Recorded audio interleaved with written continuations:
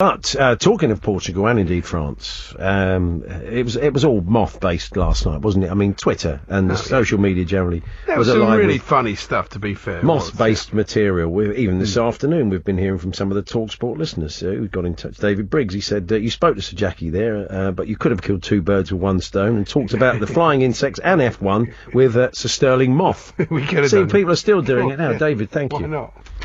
But let's talk moths now, and what went on last night, why it was so different, and why we've not seen it before. Guardian journalist, moth fan and expert, enthusiast, Martin Wainwright joins us. Good afternoon, Martin. Hi, afternoon. I mean, it was in a football context, but very much it was your cup final last night, wasn't it, to see all those moths centre stage in a big European final? Absolutely. I can't tell you the excitement in our household, because I'm afraid I'm not terribly sporty, and so when I suddenly realised that this very obscure interest that I've developed had gone global, had gone viral, all these words that my children have taught me and so on. I thought, well, this is just unbelievable. And we contribute a bit too, I suppose, because people were saying, well, what are they? And well, exactly. I thought that was going to be my first question. Did you recognise the moths in question, the type of moth?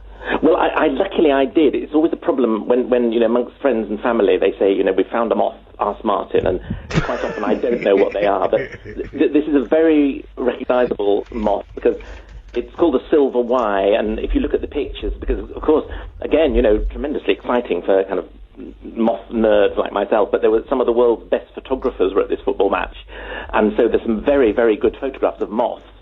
And they're clearly recognisable in the photographs because they have this little reflective kind of iridescent Y mark on their wings. And so, yes, I did know straight away what they were. Not Trevor Wymark. For football fans. Ipswich fans for Big Alan. Well, I can tell you a very obscure fact, actually. Okay. Go on then, that's if you would. Cause, the Latin name of this moth is Autographa gamma. All insects have Latin names, including even us, we're Homo sapiens. And gamma is a Greek letter. Anybody who's been on holiday in Greece will know gamma is G. And a G in Greek is an upside-down Y, or it looks like an upside-down Y. And so, actually, these moths really should be silver Gs, and you can get onto all kinds of jokes about that. But anyway, that's the original name for them. Wow. I was going to say Andy, sorry, Andy, you jump in. I know you've got quite a lot of moth-based questions to ask. Moth-based questions. No, only because on this programme about a month ago, when we were waiting for the football to happen, I happened to notice... I think you might upset Martin with this next bit, but we'll see what his take is. Well, okay. We've been bothered by clothes moths, quite a hard thing to say, and they've destroyed a number of my sweaters, a very expensive pair of trousers, and so we decided to do something about it. And my wife and I bought, without knowing each other, I went online and bought a moth box. She went high street and bought one there, and we sort of tested them out, and it became like a sort of competition between us. It was like a penalty shootout. The Moth Cup. It finished 16 all. It was tremendously exciting. Some people got very upset. Well, because they felt it was quite indiscriminate. A number of the moths that you caught weren't those ones that had been eating your clothes. Yeah, that's what they were saying. They claimed moth genocide was the phrase that was used by one talkSPORT listener, which I thought maybe was a little bit strong. So I'm because of my age, I'm 66, and so I come from the generation who, as small boys, had no compunction whatever about killing moths, because in those days the cameras were useless. They were very sweet. We had a camera called a Brownie 127, which is quite a famous children's camera, but when it came to taking pictures of moths, you would see all the trees and flowers and grass and stuff, and say, and where is the moth? Yeah. But now, of course, with digital cameras, it's another matter. But I'm very glad that the issue of clothes moths has come up, because that's kind of one of the biggest enemies of moths, in a sense, because there are two species of clothes moth, and they do horrendous damage.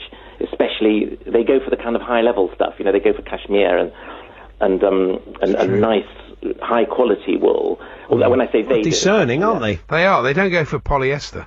Well, a bit like the moth that went for Ronaldo, Yeah, that's right. He went for the that's an interesting question, most because expensive player some in the world. people felt that it was they were attracted to his perspiration, his sweat sort of thing. Well, that would be it, undoubtedly. Not the tears, because they looked like he was... The salt tears, attracted to his salt tears, were they? Is that what it was? Yeah. Actually, no, you're quite right. I mean, sorry, I was being a bit dim there, and I kind of assumed perspiration, because they do. These moths, they don't do very much, these moths, but what they spend their life doing is either mating or searching for nectar in plants. And not a bad life.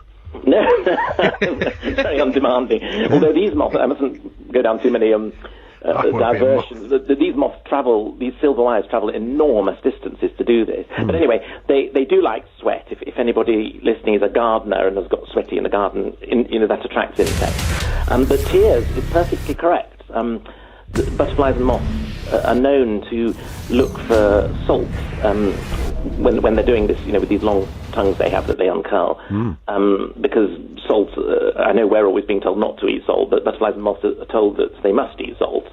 And so, yes, that's a very interesting point. It could well have been the tears. So it was obviously, everybody has said it's Who's because... telling these moths to eat salt? salt? It's in the version of the Sun that the moths read. It's just in that health and lifestyle section. On a Tuesday. Yeah, salt for moths. Don't listen to the... Anyway, they left the 5 a day, part of their 5 a day. Yeah. They left the floodlights on in the stadium, and that's what attracted them all.